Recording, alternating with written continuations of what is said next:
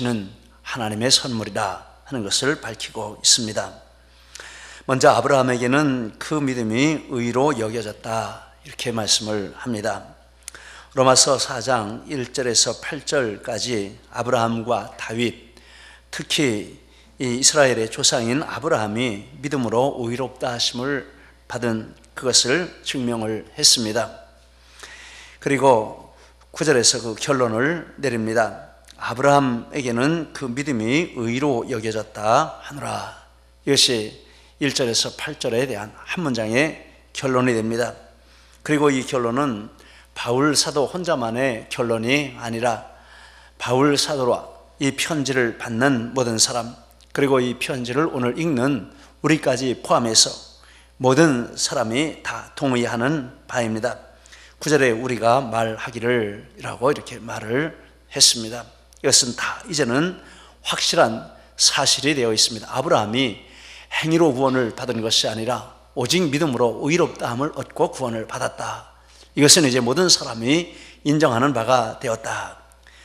이 시점에서 이렇게 돌아보면서 1장부터 쭉 모든 사람이 죄인이고 유대인은 행위로 구원받는다는 자부심을 가지고 있었는데 그것을 다 고쳐주고 이제는 우리 조상 아브라함이 하나님 앞에 의인으로 구원받았다 그런 생각도 고쳐서, 그렇지 아브라함이 행위로 구원받은 것이 아니라 오직 믿음으로 하나님 앞에 의롭다함을 받았다, 그걸 다 이렇게 동의하고 받아들이는 그런 자리까지 왔습니다. 참 놀라운 변화가 왔습니다. 변화의 자리까지 이렇게 온 것입니다. 우리가 말하기를 다 이제 그것을 자연스럽게 받아들이는 단계에 왔습니다. 그러면서 바울 사도는 이 복이 할례자에게냐 무할례자에게 도냐라는 질문을 던집니다. 9절 말씀, 그런즉 이 복이 할례자에게냐 혹은 무할례자에게 도냐라고 묻습니다. 이 복은 이신칭의 믿음으로 의롭다함을 받는 그 은혜를 말하는 것입니다. 이것이 복인 것을 지난 시간에 말씀을 드렸습니다만 다시 한번 요약을 해보면, 먼저 일한 것이 없이 받기 때문에 복입니다. 6절 말씀에 일한 것이 없이 하나님께 의로 여기심을 받는 사람의 복이라 라고 했습니다. 세상에 일한 것이 없이 무엇을 받으면 얼마나 고마운지 모릅니다. 그러나 일한 것이 없이 세상 우주 만물을 다 받는다고 해도 하나님 앞에 죄인이 의롭다함을 받는 일한 것이 없이 행위에 근거하지 않고 무조건적으로 하나님이 너는 의인이다 라고 인정해 주시는 그것에 비교할 것은 아무것도 없는 줄 믿습니다. 그래서 이것이 복이라 라고 했습니다. 두 번째, 경건하지 않은 자가 받으니 복입니다. 5절, 경건하지 아니한 자를 의롭다 하시는 이 경건하지 않다라는 것은 하나님께 대한 반역을 행한 것이라 라는 뜻이 있습니다. 세상에서 왕에게 반역을 해도 삼족이 멸한다 라고 합니다. 친구까지 다 죽입니다. 그런데 하나님께 반역을 했는데 하나님이 그런 반역한 경건하지 않은 자를 무조건 의롭다 라고 해주시니 얼마나 놀라운 복입니까? 세 번째, 불법이 사함받고 죄가 가려졌으니 복입니다. 7절, 불법이 사함을 받고 죄가 가려진 사람은, 가려짐을 받는 사람들은 복이 있고, 불법이 사함 받는다라는 것은 그 죄와 죄책으로부터 완전히 이 죄인을 분리해서 떼어놓는 그것을 말하는 것입니다. 그리고 가려진다라는 것은 다시는 돌아올 수 없을 정도로 완전하게 소멸하고 없애버리는 그것을 가려진다라고 하는 것입니다. 이런 은혜를 받았습니다. 불법이 사함받고 죄가 가려지는 이런 복을 받았습니다. 그러니 큰 복입니다. 그리고 하나님께서 그 죄를 인정하지 않으시는 복입니다. 8절, 주께서 그 죄를 인정하지 아니하실 사람은 복이 있도다. 다윗이 한 말입니다. 다윗은 얼마나 큰 죄를 지었는지 모릅니다. 인간적으로 생각해도 도저히 용서받을 수 없는 악한 죄를 지었습니다. 사람에게도 용서받지 못하는 죄인데 하나님께 어떻게 용서받겠습니까? 그런데 하나님이 어떤 책임도 묻지 아니하시고 하나님 믿습니다, 제가 죄인입니다, 회개합니다, 이렇게 하나님 앞에 두 손 들고 나갈 때 나도 내 죄를 묻지 않겠다, 너 이제 죄 없는 존재로 내가 인정해 주겠다, 이렇게 선포를 해 주신 것입니다. 시편 32편 2절 말씀, 여호와께 정죄를 당하지 아니하는 자는 복이 있도다. 다윗은 이것이 얼마나 큰 복인지를 절절하게 체험을 한 그런 사람입니다. 우리도 이 복을 받은 것입니다. 이것이 이신칭의에 담겨져 있는 복입니다. 믿음으로 의롭다함을 받는 사람이 누리는 은혜입니다. 그런데 이 복이 할례자에게만 해당이 되느냐, 무할례자에게도 해당이 되느냐, 이런 질문이 되는 것입니다. 할례자는 유대인이고 무할례자는 이방인이 되겠습니다. 그러므로 이 질문은 이신칭의의 이 은혜가 유대인에게만 해당이 되는 것이냐, 아니면 이방인에게까지도 해당이 되는 것이냐, 이런 질문이 됩니다. 이것을 묻는 이유가 있습니다. 이것이 당시에 큰 문제가 되었습니다. 왜 문제가 되었느냐 하면, 유대인들은 우리만 구원받았지 이방인들은 구원받지 못한다, 이방인은 하나님이 버리셨다, 이런 강한 확신을 가지고 있었습니다. 오래된 전통이었습니다. 깨뜨릴 수가 없었습니다. 그래서 그 중에 일부 유대인들이 예수님을 믿고 교회 안에 들어왔지만 똑같은 생각을 가지고 있었습니다. 그래서 사도행전에 보면 이 사람들이 복음을 전하러 다니는데 교회에 박해가 일어나서 흩어져서 복음을 전하는데, 여러 지방에 다니면서 복음을 전하는데 유대인들만 찾아다니면서 복음을 전했습니다. 왜냐? 이방인들은 이 구원에 해당이 안 된다, 유대인들에게만 해당이 된다, 이런 생각 가지고 얼마나 편견을 깨뜨리기가 어려운지 모릅니다. 그런데 그 중에 소수의 사람들이 안디옥에 가서 이방인들에게도 복음을 전했는데 놀라운 일이 일어났습니다. 하나님의 손이 그들과 함께 하셔서 수많은 사람이 믿고 주께로 돌아오고 큰 부흥이 일어나고 안디옥 교회가 세워지고, 그 교회가 바울과 바나바를 세계의 선교사로 파송해서 세계 선교의 출발점이 되는 이런 역사가 일어났습니다. 편견을 깨트려야 합니다. 그런데 이런 편견에 사로잡혀 있기 때문에 바울 사도가 지금 그것을 논하는 것입니다. 이 구원이 할례자에게만 해당이 되는 것이냐, 이방인에게도 해당이 되는 것이냐, 그 대답은 무엇입니까? 당연히 할례자에게만 해당이 되지 유대인들에게만 해당이 되지 다른 사람들에게 해당이 안 된다, 이런 답이 오는데, 이것을 지금 바울 사도가 깨트리려고 여기서 말씀을 하는 것입니다. 아브라함이 믿음으로 의롭다함을 받은 것은 무할례 시에 일어난 일이라는 사실을 10절에 말씀합니다. 그런즉 그것이 어떻게 여겨졌느냐? 할례시냐 무할례시냐? 할례시가 아니요 무할례시니라. 아브라함이 믿음으로 의롭다 하심을 받은 것은 창세기 15장에 일어났습니다. 창세기 15장 6절, 아브라함이 여호와를 믿으니 여호와께서 이를 그의 의로 여기시고, 아브라함이 할례를 받은 것은 창세기 17장에 일어났습니다. 창세기 17장 26절, 그날에 아브라함과 그 아들 이삭이 할례를 받았고, 그리고 아브라함이 이렇게 믿음으로 의롭다함을 받은 그 창세기 15장은 아브라함이 85세 때였고, 그리고 아브라함이 할례를 받은 것은 99세 때였습니다. 14년의 시간 차이가 있습니다. 창세기 16장 6절, 하갈이 아브라함에게 이스마엘을 낳았을 때 아브라함이 86세였더라. 그 1년 전에 아브라함이 믿음으로 의롭다함을 받았습니다. 창세기 17장 24절, 아브라함이 그의 포피를 뵌 때는 99세였고, 아브라함은 믿음으로 의롭다함을 받은 지 이렇게 14년이 지나서야 할례를 받았습니다. 하나님이 그렇게 시간 구조를 만들어서 아브라함의 믿음으로 의롭다함을 받게 하시고 그 다음에 할례를 받게 해주신 뜻이 있습니다. 그것은 무할례 시에 믿음으로 된 의를 인친다 하는 뜻이 있습니다. 11절 말씀, 그가 할례의 표를 받은 것은 무할례 시에 믿음으로 된 의를 인친 것이니, 할례를 받음으로 유대인의 조상이 되었습니다. 그런데 할례를 받기 전에는 이방인으로서 믿음으로 의롭다함을 받은 것입니다. 아브라함은 이방인의 혈통도 가지고 있고 유대인의 신분도 가지고 있습니다. 두 경계에 있는 사람이 아브라함입니다. 그런데 믿음으로 의롭다함을 받은 것은 할례를 받기 전에, 유대인의 조상이 되기 전에 일어난 일이었습니다.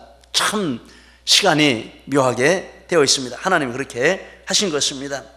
그 뜻이 말씀드린 대로 무할례 시에 믿음으로 된 의, 무할례 시에 믿고 의롭다함을 받은 그것을 나타내는 증거로 할례를 받았다라는 것입니다.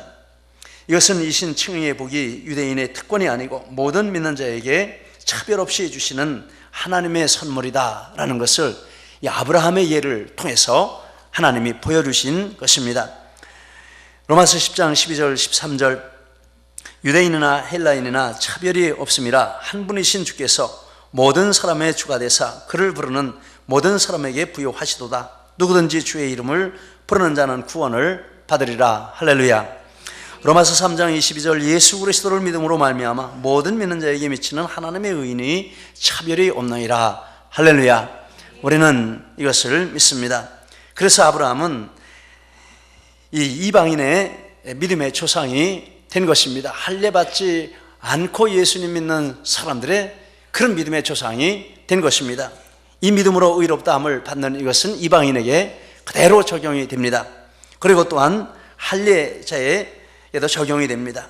12절 말씀 또한 할례자의 조상이 되었다라고 말씀을 하고 있습니다.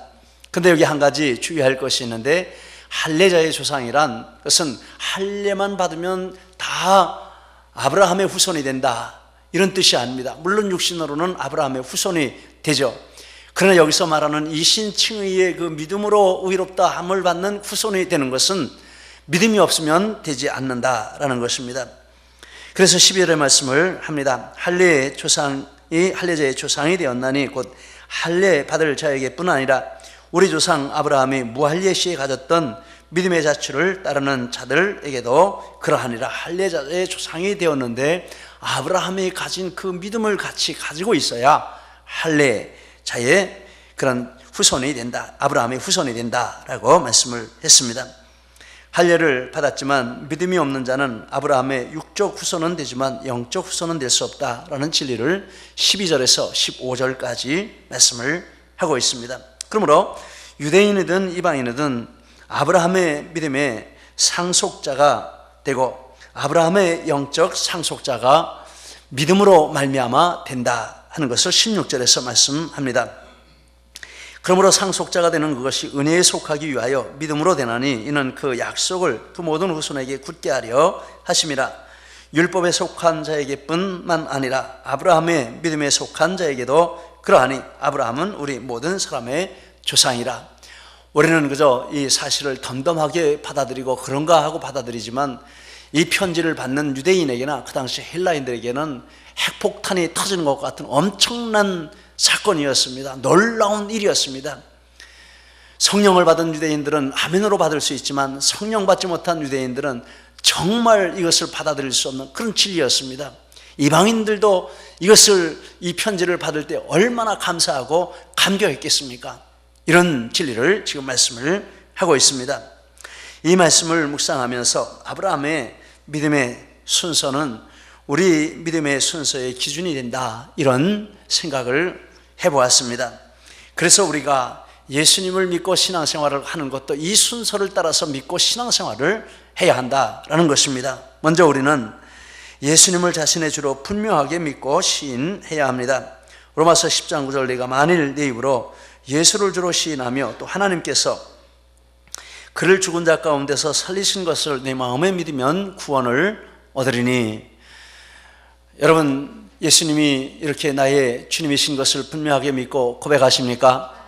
예수님은 나의 구원자이시며 예수님을 믿음으로 말미암아 내 모든 죄가 사함받고 예수님은 내 인생의 주님이 되십니다 라는 것을 고백하고 그렇게 확신하고 계십니까? 이게 먼저 있어야 됩니다. 아브라함은 할례 받기 전에 14년 전에 그 믿음이 먼저 들어왔습니다. 그리고 두 번째, 교회는 그의 옛사람이 십자가에 못 박혀 죽었고 그 영혼 안에 새 생명이 있음을 확인한 후에 세례를 주어야 한다 하는 진리가 담겨 있습니다. 아브라함의 할례는 신약시대에는 세례와 맞먹는 그런 의식이었습니다. 할례의 의미가 세례의 의미하고 똑같습니다. 근데 아브라함이 믿음으로 의롭다함을 받고 14년 후에 할례를 받았습니다. 충분히 검증을 받고 내가 믿음으로 이렇게 믿는데 내가 너를 의롭다고 해준다. 그런데 정말 그런지 한번 시간이 필요하다, 이런 뜻입니다. 충분히 검증을 하고 그 다음에 14년 후인 99세 때에 하나님의 아브라함의 할례를 주신 것입니다. 골로새서 2장 12절 너희가 세례로 그리스도와 함께 장사되고 또 죽은 자들 가운데서 그를 일으키신 하나님의 역사를 믿음으로 말미암아 그 안에서 함께 일으키심을 받았느니라. 로마서 6장 4절 우리가 그의 죽으심과 합하여 세례를 받음으로 그와 함께 장사되었나니 이는 아버지의 영광으로 말미암아 그리스도를 죽은 자 가운데서 살리심과 같이 우리로 또한 새 생명 가운데서 행하게 하려 하심이라 라고 했습니다.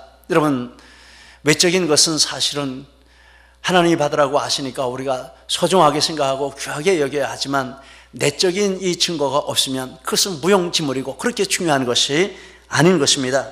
갈라디아서 6장 14절 15절 내게는 우리 주 예수 그리스도의 십자가 외에 결코 자랑할 것이 없으니 그리스도로 말미암아 세상이 나를 대하여 십자가에 못 박히고 내가 또한 세상을 대하여 그러하니라. 할례나 무할례가 아무것도 아니로되 오직 새로 지으심을 받은 것만이 중요하니라. 바울 사도가 분명히 말했습니다. 할례, 무할례 그렇게 의미가 없다. 하나님 안에서 새롭게 지음받고 그 안에 새 생명이 역사하고 새 생명을 따라 사는 이것이 중요한 것이지 이런 형식이 중요한 것이 아니다. 할렐루야. 빌립보서 3장 3절 하나님의 성령으로 봉사하며 그리스도 예수로 자랑하고 육체를 신뢰하지 아니하는 우리가 곧 할례파라 라고 했습니다. 먼저 이 믿음으로 의롭다함을 받은 증거가 분명하고 옛사람이 죽고 새사람이 생명이 그 안에 있는 증거가 있어야 합니다. 그리고 그것도 한 번 보고 됐다라는 것이 아니라 적어도 아브라함은 14년이 걸렸습니다. 교회 안에서도 이것을 충분히 검증을 해야 합니다. 그리고 세례를 주고 직분도 그 다음에 주는 것입니다.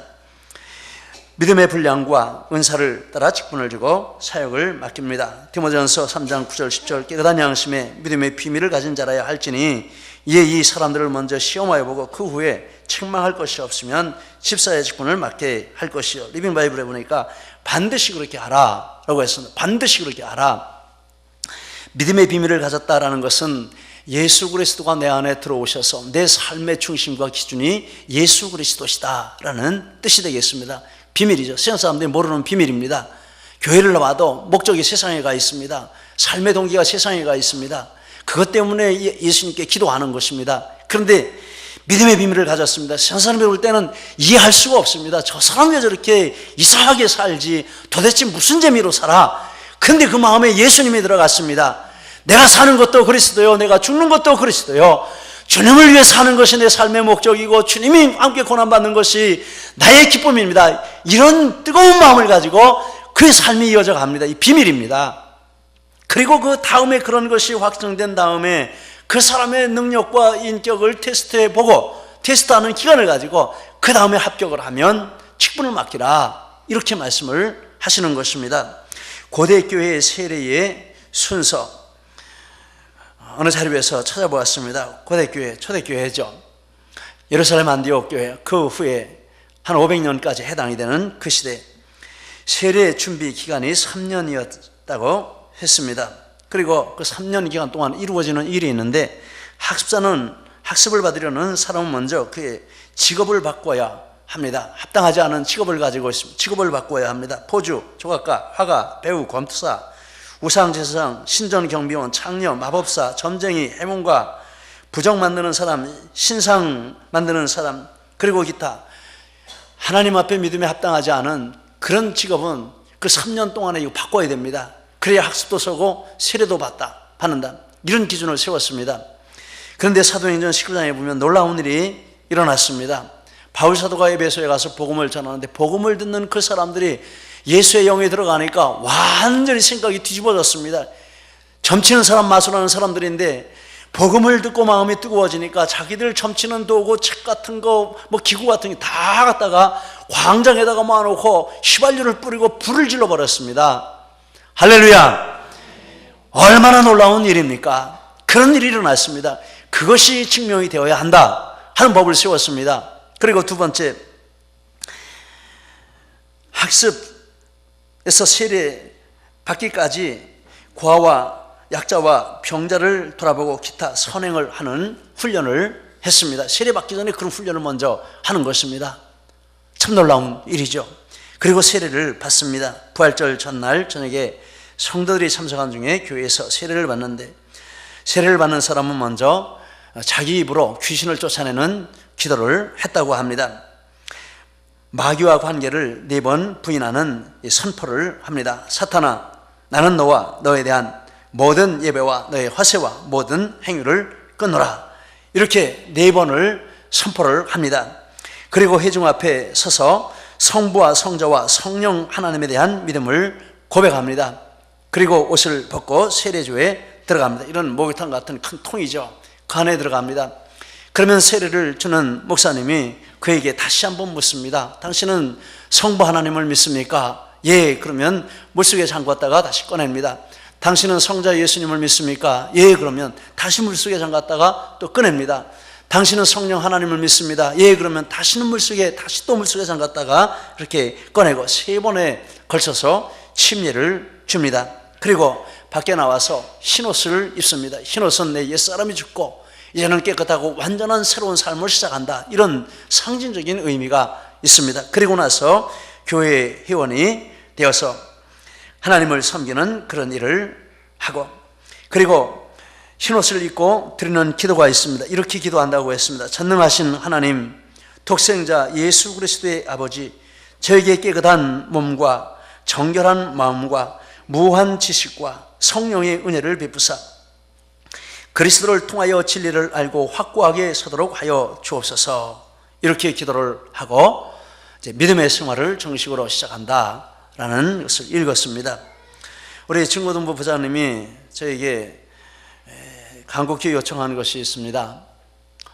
그리고 문자도 보냈습니다. 무슨 내용을 보냈느냐 하면 중고등부 학생들이 세례를 받아야 하는데 성경을 다 읽어야 한다 하는 규정을 두었습니다. 그러니까 아이들이 성경 다 읽기에 시간도 부족하고 너무 어렵습니다. 이해도 못합니다. 그러니까 목사님, 신약 성경만 읽으면 어떨까요? 제가 마음이 약하지 않습니까? 그렇게 하라고 했습니다. 근데 또 문자가 왔어요. 목사님, 사실은 신약 성경도 어렵습니다. 사복음서만 읽고 세례 받으면 안 될까요? 아직 답을 안 드렸습니다. 그건 안 될 것 같아요. 다시 성경 다 읽어야 된다, 이런 마음에 들어갔다 나갔다 그러고 있습니다. 예, 좀 늦더라도 제대로 하는 게 중요한 것이죠. 바르게 하고 바른 말씀 다 이해는 못하더라도 그래도 성경 한번 읽고 내가 평생 예수 믿고 이제 정말 옛사람이 죽고 새사람이 살아납니다, 그걸 고백하고 선포하는 세례를 받는데, 아니 성경도 한번 안 읽어보고 그렇게 하다니 무슨 배짱입니까? 무슨 용기입니까? 그래서 지금 마음에 갈등을 느끼고 있습니다. 여러분, 우리 교회 안에 죄악된 일들이 얼마나 많이 일어나고 있습니까? 세상으로부터 얼마나 많은 욕을 먹고 있습니까? 저 사람이 교회 다닌데, 저 사람이 집사래, 저 사람이 권사래, 저 사람이 장로래, 심지어 저 사람이 목사래, 저런 인간이 어떻게 목사가 됐어?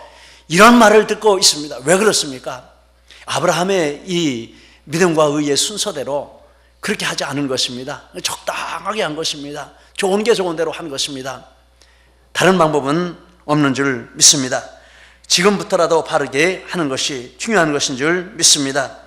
무할례자로 예수님을 믿든 할례자로 예수님을 믿든 어떤 신분과 처지에서 예수님을 믿든 어떤 환경에서 예수님을 믿든 높은 자리에서 믿든 노예 자리에서 믿든 변함없이 그 사람이 정말 마음 가운데 예수님을 모셔드리고 그 사람의 옛사람이 죽은 것이 증명이 되고 새 사람이 살아나는 것이 확인이 되고, 그리고 일정 기간 동안 그 사람이 이 새 생명의 열매를 맺는 그것이 입증이 되고 교회가 그것을 증거하고, 그리고 나서 세례를 주고 그 후에 시간이 지나서 직분을 맡는다면 목사가 돼도 문제가 없고 장로가 돼도 문제가 없고 어떤 직분을 맡아도 어떤 일을 맡아도 아무 문제가 없게 될 줄 믿습니다. 우리는 이렇게 아브라함의 믿음의 순서를 따라서 믿음으로 의롭다 함을 받고, 또 모든 이런 형식적인 절차도 우리가 이 충만한 생명 가운데 그 절차를 통과함으로 말미암아 아브라함의 영적인 후손이 되는 이런 축복이 우리 모두에게 함께 하시고 우리 교회의 법이 될 수 있기를 예수님 이름으로 축복을 드립니다. 아멘. 우리 함께 기도하시겠습니다. 이 말씀을 붙들고 우리 하나님 앞에, 하나님, 아브라함의 믿음의 상속자가 되게 해주시니 감사합니다. 이 진리에 더욱 굳건히 서게 하여 주옵소서. 이 제목으로 함께 기도합니다. 할렐루야. 하나님 아버지, 저희들에게 이 은혜 주시고 이 믿음 주셨으니 얼마나 감사한지 모르겠습니다. 하나님, 진리는, 생명은 하나님 이런 형식에 있는 것이 아니요 진리에 있는 줄 믿습니다. 외면에 있는 것이 아니요 내면에 있고 마음 중심에 있고 영혼에 있는 것인 줄 믿습니다. 저희가 이 진리 가운데 서게 하시고 이 생명 가운데 설 수 있도록 주여 역사하시고 축복하시고 함께하여 주시옵소서. 오늘 우리에게 은혜 베풀어 주신 줄 믿습니다. 주님과 함께 죽고 주님과 함께 사는 저희들 다 되게 하여 주옵소서. 오 주여 감사합니다. 영광 받으시옵소서. 우리 주님 함께 하실 줄 믿사옵고 감사드리며 주 예수님 이름으로 기도드립니다. 아멘.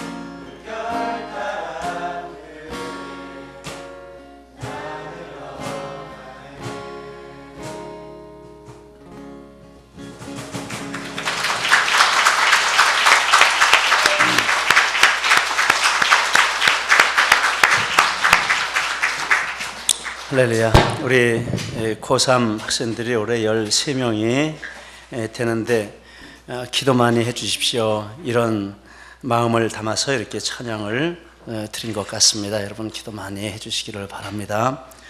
고3은 하나님보다도 높다, 그런 이야기가 있습니다. 그런데 우리 고3은 정말 하나님 앞에 종으로 교회 봉사 다 하고요, 전도도 앞장서서 하고요, 다 합니다. 하나님이 더 크게 축복하실 줄 믿습니다. 감사합니다.